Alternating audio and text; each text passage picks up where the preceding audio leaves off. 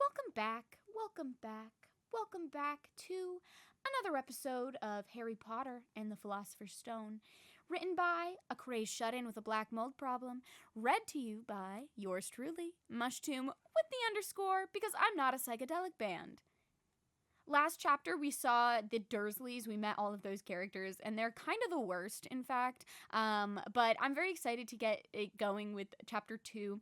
Fun fact, I've actually read this 4 times. This is my 5th time, and every single time I've had technical issues. So fingers crossed that I don't come across that this time, and if I do, I think we're just going to have to leave it in, because it's getting a little absurd, and I'd like to continue the book now. But to give a little bit of context, just because I know that I haven't yet in this entire series thing. First of all, I'm using the style of Freewada, who is a he's a guy who reads audiobooks, okay? And I'm obsessed with his audiobooks. I actually reached out to him to see if it would be okay for me to do this, just because I'm making this for my bestie, who is a big fan of Freewada's audiobooks, and I wanted to read the Harry Potter series in that style for her. So I do have express permission. He was so freaking sweet. I fangirled a little bit over it for a few days. I shit you not. Very exciting. And the other bit of context that I'd like to give you is why I say that I'm not a psychedelic band. And that is because there is, in fact, I have a main account on here, and it's called Mushtomb_. And I had filmed this initially thinking that it was going to be an unlisted series, and now obviously it is being posted on a different account. But Mushtomb_ is my main account, and I chose the username Mushtomb before I realized there was a psychedelic band of the same name. So they got my username on everything except for Minecraft and Discord. But that's okay. We win some, we lose some. So let's, without further ado, here is Chapter 2. The Vanishing Glass. Nearly 10 years had passed since the Dursleys had woken up to find their nephew on the front step, but Privet Drive had hardly changed at all. The sun rose in the same tidy front garden and lit up the brass number 4 on the Dursleys' front door. It crept into their living room, which was almost exactly the same as it had been on the night when Mr. Dursley had seen that fateful news report about the owls. Only the photographs on the mantelpiece really showed how much time had passed. 10 years ago, there had been lots of pictures of what looked like a large pink beach ball wearing different colored bonnets. But Dudley Dursley was no longer a baby, and now the photograph showed a large blonde boy riding his first bicycle, on a carousel at the fair, playing a computer game with his father, being hugged and kissed by his mother. The room held no signs at all that another boy lived in the house too. Yet Harry Potter was still there, asleep at the moment, but not for long. His Aunt Petunia was awake, and it was her shrill voice that made the first noise of the day. "Up! Get up! Now!" Harry woke with a start. His aunt rapped on the door again. "Up!" she screeched. Harry heard her walking towards the kitchen, and then the sound of the frying pan being put on the stove. He rolled onto his back and tried to remember the dream he had been having. It had been a good one. There had been a flying motorcycle in it. He had a funny feeling he'd had the same dream before. His aunt was back outside the door. "Are you up yet?" "Nearly," said Harry. "We'll get a move on. I want you to look after the bacon, and don't you dare let it burn. I want everything perfect on Duddy's birthday." Harry groaned. "What did you say?" His aunt snapped through the door. Nothing. Dudley's birthday. How could he have forgotten? Harry got slowly out of bed and started looking for socks. He found a pair under his bed and, after pulling a spider off of them, put them on. Harry was used to spiders, because the cupboard under the stairs was full of them, and that was where he slept. When he was dressed, he went down the hall into the kitchen. The table was almost hidden beneath all Dudley's birthday presents. It looked as though Dudley had gotten the new computer he wanted, not to mention the second television and the racing bike. Exactly why Dudley wanted a racing bike was a mystery to Harry, as Dudley was very fat and hated exercise, unless, of course, it involved punching somebody. Dudley's favorite punching bag was Harry, but he couldn't often catch him. Harry didn't look it, but he was very fast. Perhaps it had something to do with the living in a dark cupboard, but Harry had always been small and skinny for his age. He looked even smaller and skinnier than he really was, because all he had to wear were old clothes of Dudley's. And Dudley was about 4 times bigger than he was.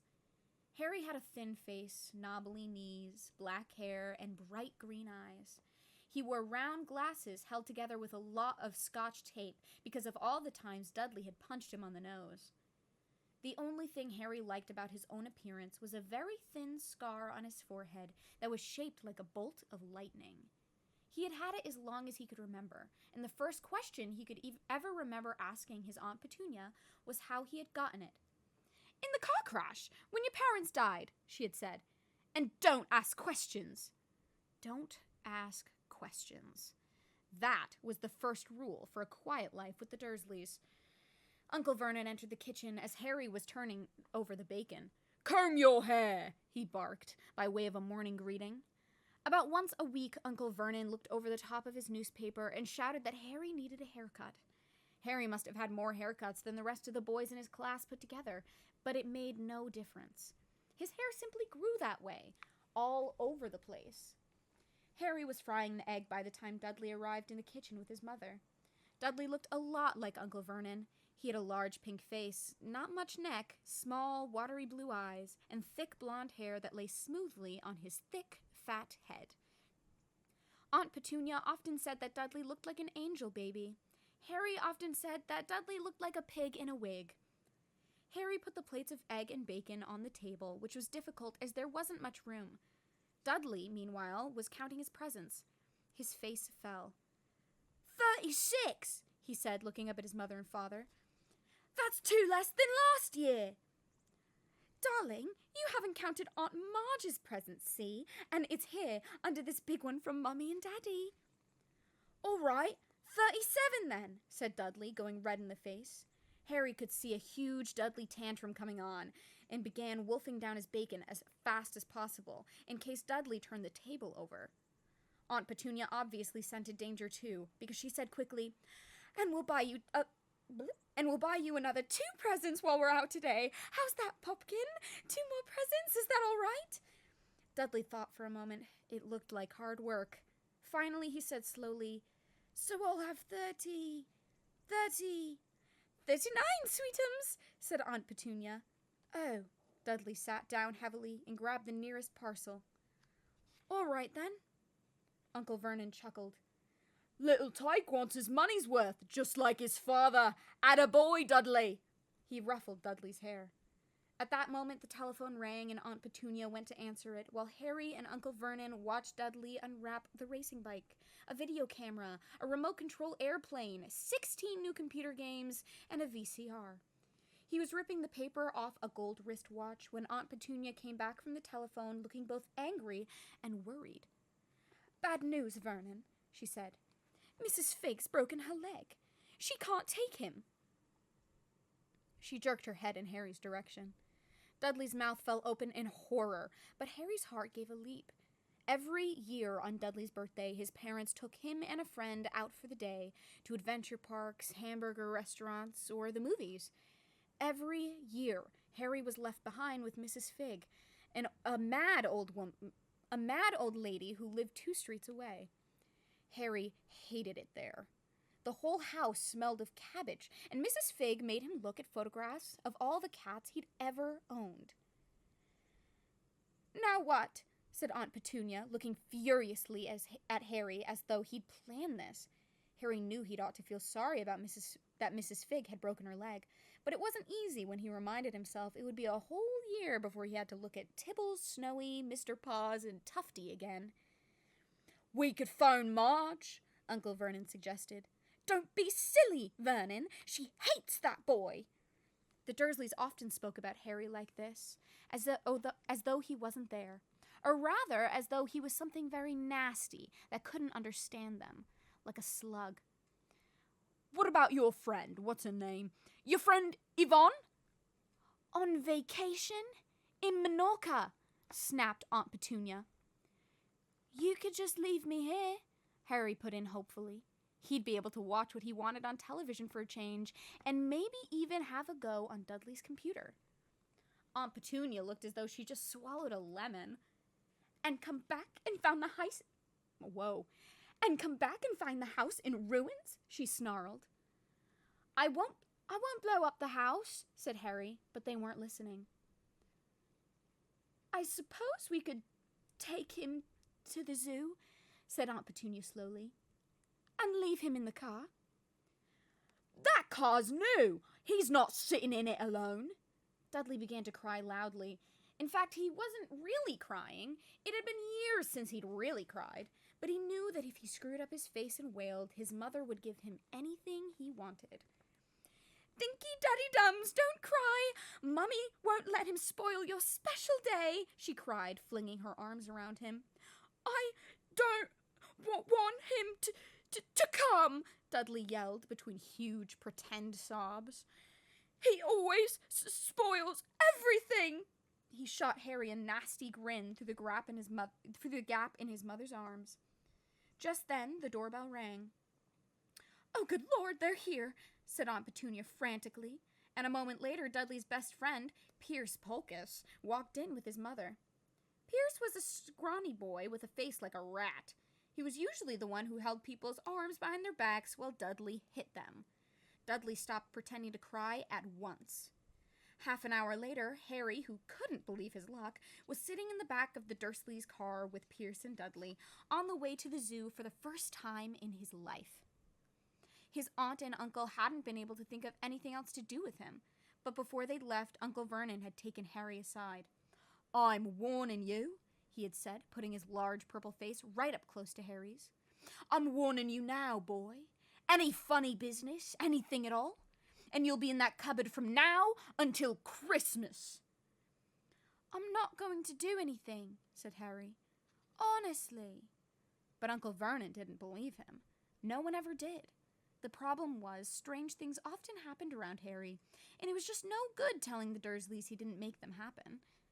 Once, Aunt Petunia, tired of coming back from the barber's looking as though he hadn't been at all, had taken a pair of kitchen scissors and cut his hair so short he was almost bald except for his bangs, which she left to hide that horrible scar. Dudley had laughed himself silly at Harry, who spent a sleepless night imagining school the next day, where he was already laughed at for his baggy clothes and taped glasses. Next morning, however, he had gotten up to find his hair exactly as it had been before Aunt Petunia had sheared it off.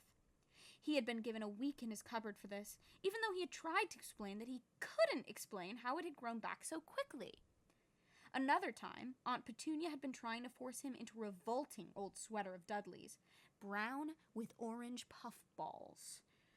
The harder she tried to pull it over his head, the smaller it seemed to become, until finally it might have fitted a hand puppet, but certainly wouldn't fit Harry. Aunt Petunia had decided it must have shrunk in the wash, and to his great relief, Harry wasn't punished. On the other hand, he'd gotten into terrible trouble for being found on the roof of the school kitchens. Dudley's gang had been chasing him as usual, when, as much to Harry's surprise as anyone else's, there he was, sitting on the chimney.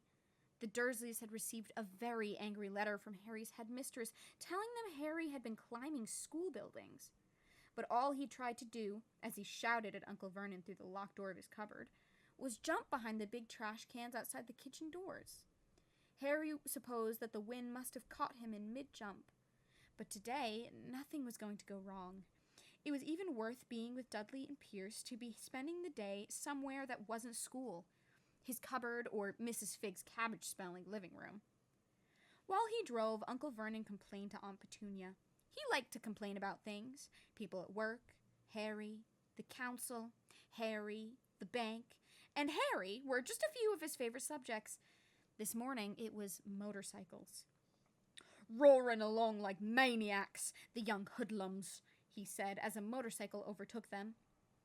I had a dream about a motorcycle, said Harry, remembering suddenly.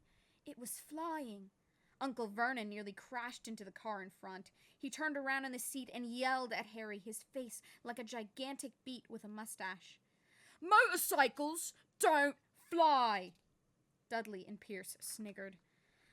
I know they don't, Harry said. It was only a dream. But he wished he hadn't said anything. If there was one thing the Dursleys hated even more than his asking questions, it was his talking about anything acting in a way it shouldn't. No matter if it was in a dream or even a cartoon, they seemed to think he might get dangerous ideas. It was a very sunny Saturday, and the zoo was crowded with families. The Dursleys bought Dudley and Pierce large chocolate ice creams at the entrance, and then, because the smiling lady in the van had asked Harry what he wanted before they could hurry him away, they bought him a cheap lemon ice pop. It wasn't bad either, Harry thought, licking it as they watched a gorilla scratching its head, who looked remarkably like Dudley, except that it wasn't blonde. Harry had the best morning he'd had in a long time. He was careful to walk a little way apart from the Dursleys so that Dudley and Pierce, who were starting to get bored with the animals by lunchtime, wouldn't fall back on their favorite hobby of hitting him. They ate in the zoo restaurant, and when Dudley had a tantrum because his Knickerbocker Glory didn't have enough ice cream on top, Uncle Vernon bought him another one, and Harry was allowed to finish the first. Harry felt afterward that he should have known it was all too good to last. After lunch, they went to the reptile house. It was cool and dark in there, with lit windows all along the walls. Behind the glass, all sorts of lizards and snakes were crawling and slithering over bits of wood and stone. Dudley and Pierce wanted to see huge, poisonous cobras and thick, man-crushing pythons. Dudley quickly found the largest snake in the place. It could have wrapped its body twice around Uncle Vernon's car and crushed it into a trash can. But at the moment, it didn't look in the mood. In fact, it was fast asleep. Dudley stood with his nose pressed against the glass, staring at the glistening brown coils. "Make it move!" he whined at his father. Uncle Vernon tapped on the glass, but the snake didn't budge. "Do it again!" Dudley ordered. Uncle Vernon rapped the glass smartly with his knuckles, but the snake just snoozed on. "This is boring!" Dudley moaned. He shuffled away. Harry moved in front of the tank and looked intently at the snake. He wouldn't have been surprised if it had died of boredom itself. No company except stupid people drumming their fingers on the glass, trying to disturb it all day long. It was worse than having a cupboard as a bedroom, where the only visitor was Aunt Petunia hammering on the door to wake you up. At least he got to visit the rest of the house. The snake suddenly opened its beady eyes. Slowly, very slowly, it raised its head until its eyes were on level with Harry's. It winked. Harry stared. Then he looked quickly around to see if anyone was watching. They weren't. He looked back at the snake and winked too.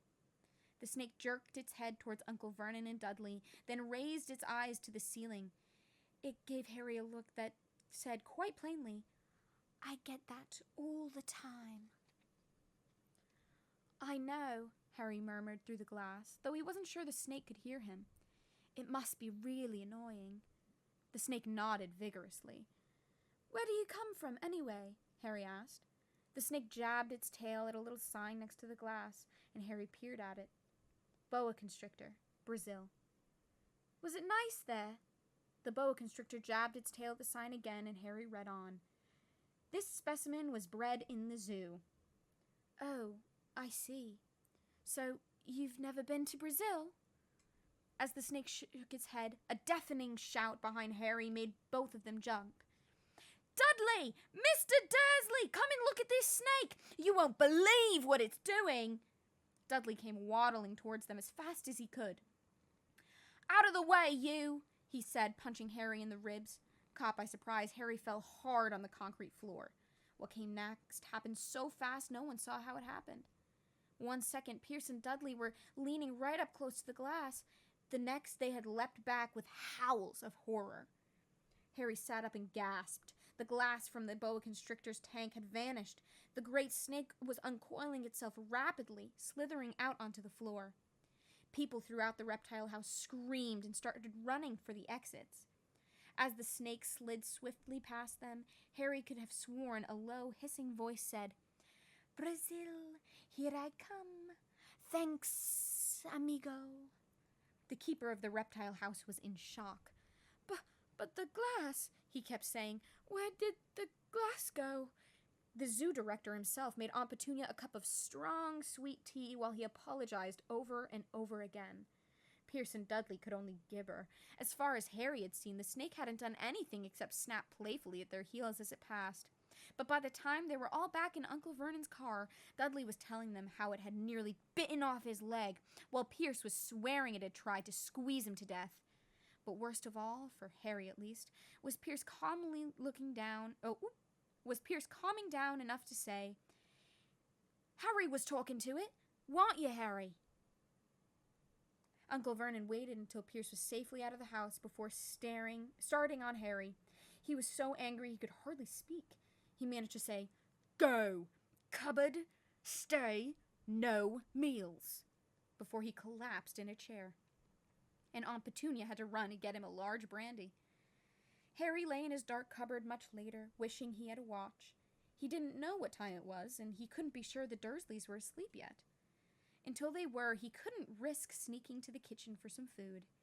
He'd lived with the Dursleys almost 10 years, 10 miserable years, as long as he could remember, ever since he'd been a baby and his parents had died in that car crash.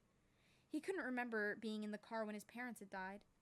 Sometimes, when he strained his memory during long hours in his cupboard, he came up with a strange vision, a blinding flash of green light and a burning pain on his forehead. This, he supposed, was the crash, though he couldn't imagine where all the green light came from. He couldn't remember his parents at all. His aunt and uncle never spoke about them, and of course he was forbidden to ask questions. There were no photographs of them in the house. When he had been younger, Harry had dreamed and dreamed of some unknown relation coming to take him away, but it had never happened. The Dursleys were his only family, yet sometimes he thought, or maybe hoped, that strangers in the street seemed to know him. Very strange strangers they were, too. A tiny man in a violet top hat had bowed to him once while out shopping with Aunt Petunia and Dudley. After asking Harry furiously if he knew the man, Aunt Petunia had rushed them out of the shop without buying anything. A wild-looking old woman dressed all in green had waved merrily at him once on a bus. A bald man in a very long purple coat had actually shaken his hand on the street the other day and then walked away without a word. The weirdest thing about all of these people was the way they seemed to vanish the second Harry tried to get a closer look. At school, Harry had no one.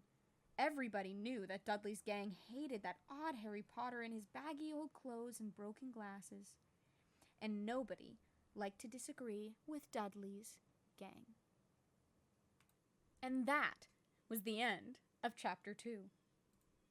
Yeah, I don't really like the fact that Harry Potter is fat-phobic, but hey, let's just remind ourselves that he's 11 years old. He's 11. He is 11. I do think that this really does say something about the author's stance on body positivity, if you will. That's something that I'm very interested in when it comes to rereading Harry Potter. Is obviously a lot has come to light about the author, and I think that it's very important to consume the series with a critical eye.